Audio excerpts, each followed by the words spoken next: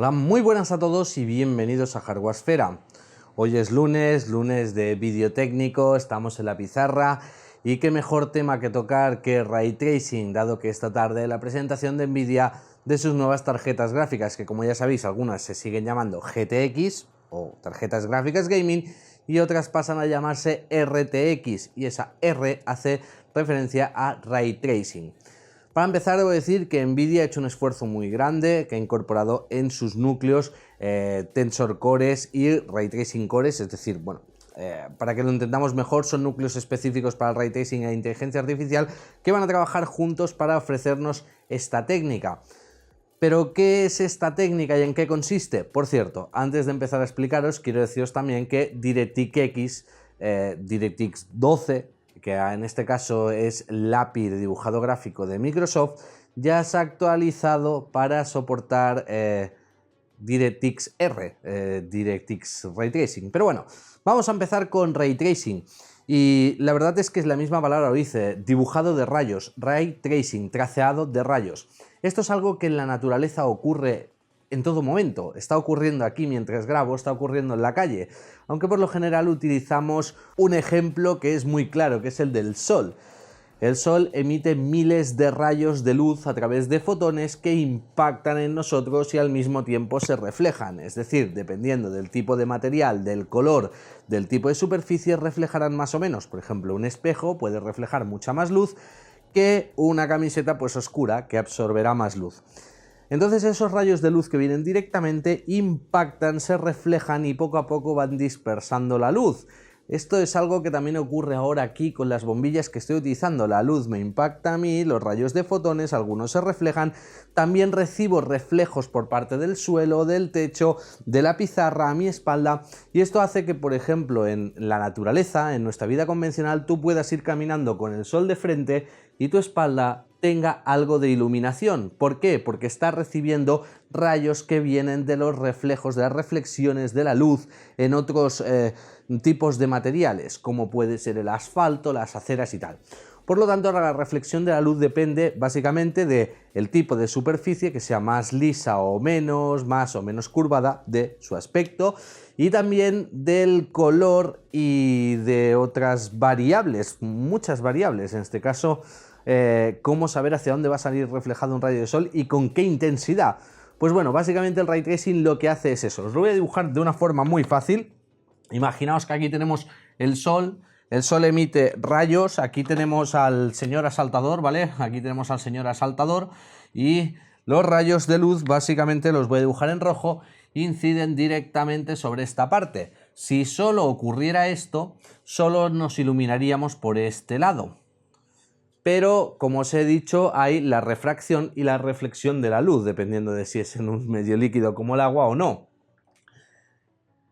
Hay que decir que el sol, por ejemplo, en un metro cuadrado, o sea, directamente desde el sol, en un metro cuadrado llegan miles de millones de rayos de luz. Es decir, hacer el cálculo solo sobre un metro cuadrado es una locura.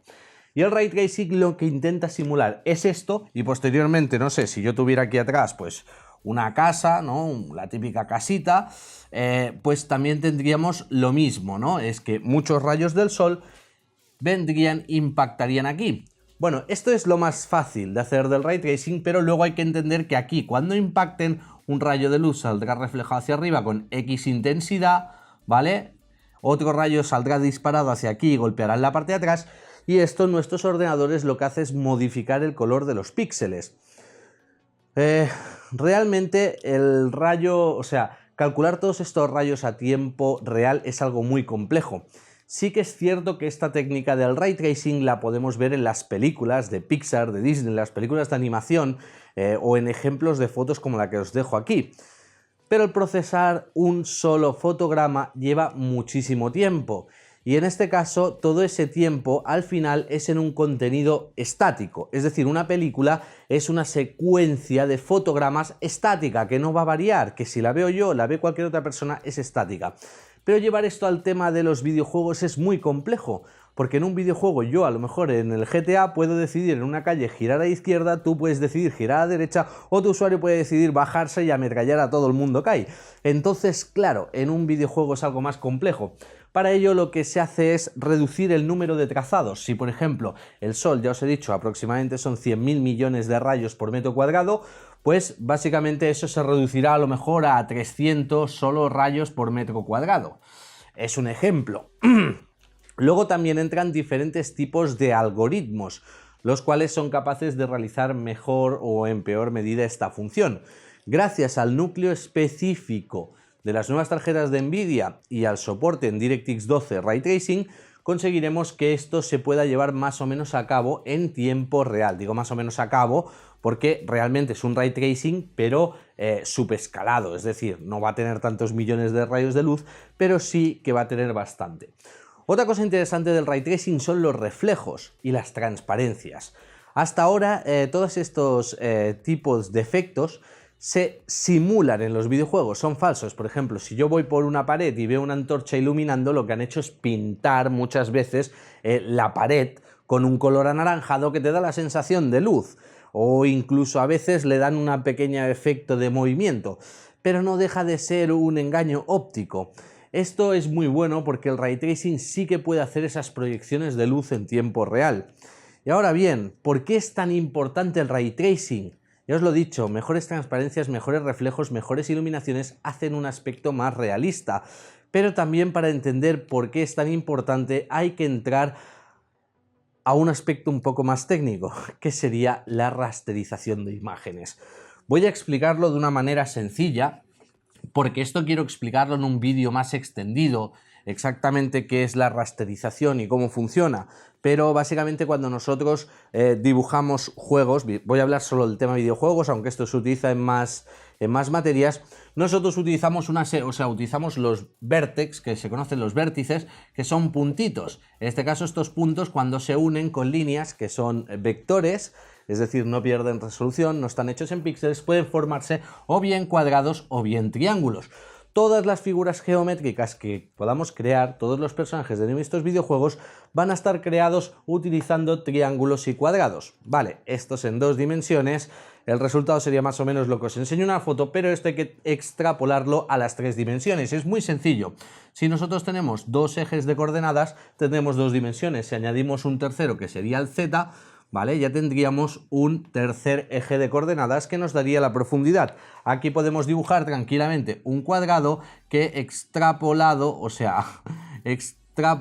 conseguiríamos un cubo, un efecto de cubo.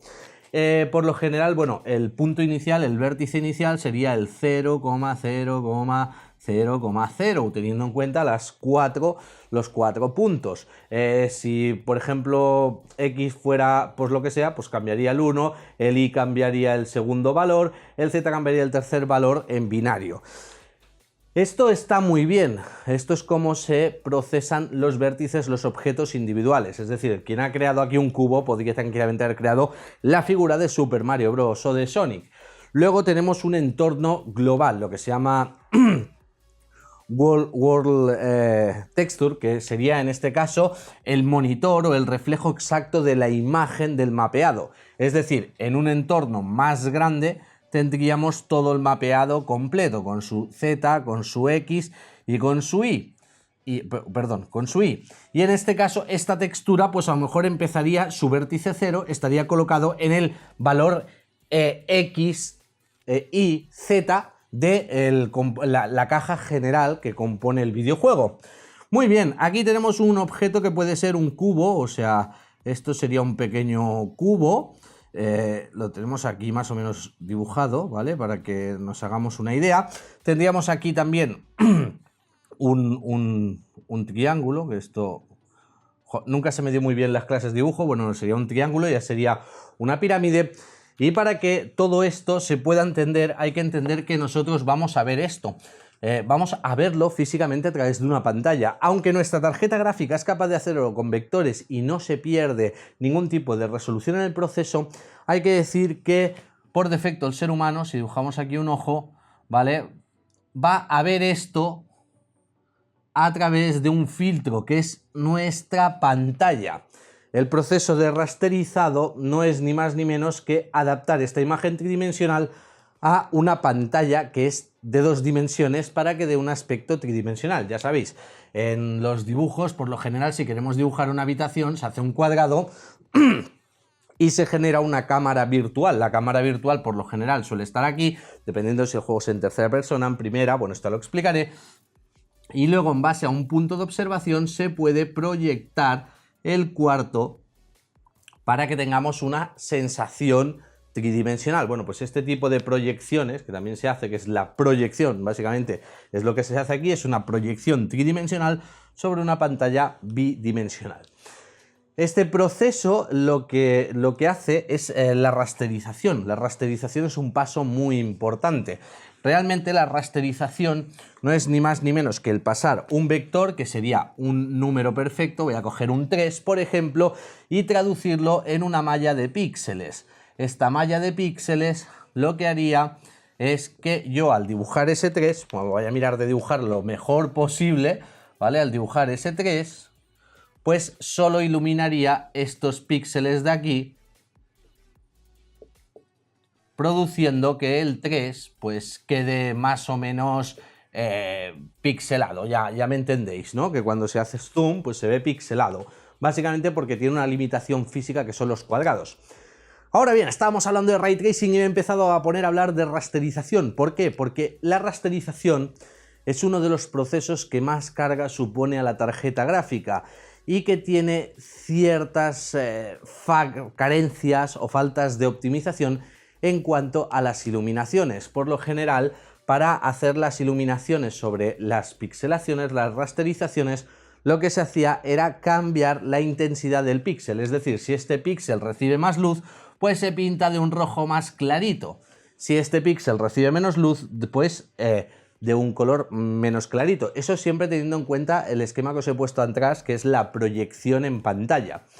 Entonces, esto no deja de ser un poco simple, sencillo, aunque sí que es cierto que da cierto efecto de iluminación, no es del todo real y por supuesto es incapaz de reproducir reflejos. Aquí es donde entra Ray Tracing. Será capaz de estar integrado en la misma rasterización, es decir, trabajar con la rasterización para que el proceso final sea que estos píxeles acaben teniendo el color específico, es decir, pues aquí a lo mejor sería no tan brillante, este sería no tan oscuro y aparte de eso permite tener reflejos, que esto es lo que vimos en este vídeo que os pongo por aquí, que es el que presentó Nvidia, en el cual podemos ver de Star Wars cómo hay el reflejo en los cascos. Esto, junto con los rayos de luz, con las iluminaciones generales, las transparencias, van a hacer que Ray Tracing den un paso más allá en los videojuegos, va a hacer que sean mucho más realistas. Pero ¿exactamente esta técnica va a estar disponible desde ya? Sí, hay un videojuego que la va a tener ya, que es Metro... Bueno, el último Metro que sale, ahora no me acuerdo el nombre, pero bueno, el último Metro que va a salir ya en breve, ya utiliza Ray Tracing. El problema en cuál está, en que para que todo esto funcione, las diferentes APIs de los motores gráficos tienen que empezar a trabajar con DirectX R, DirectX Ray Tracing, etcétera, etcétera. Los programadores necesitan un tiempo para adaptarse y de esa forma empezar a trabajar con Ray Tracing. Por lo tanto, aunque es algo que ya sale al mercado esta tarde, lo anunciará Nvidia seguramente, tendremos ya las tarjetas gráficas, muy pocos juegos van a utilizar esta técnica hasta a lo mejor, pues no sé, dentro de un par de añitos que ya empezará a ser algo más generalizado.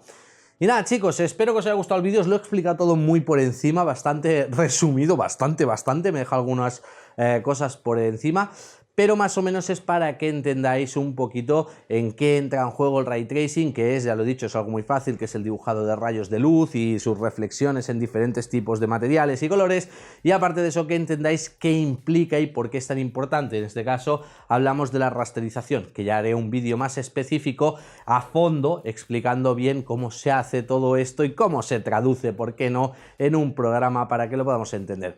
Y ya está chicos, si os ha gustado el vídeo sabéis que podéis apoyarlo con un like, compartirlo en las redes sociales o por supuesto suscribiros al canal para más vídeos.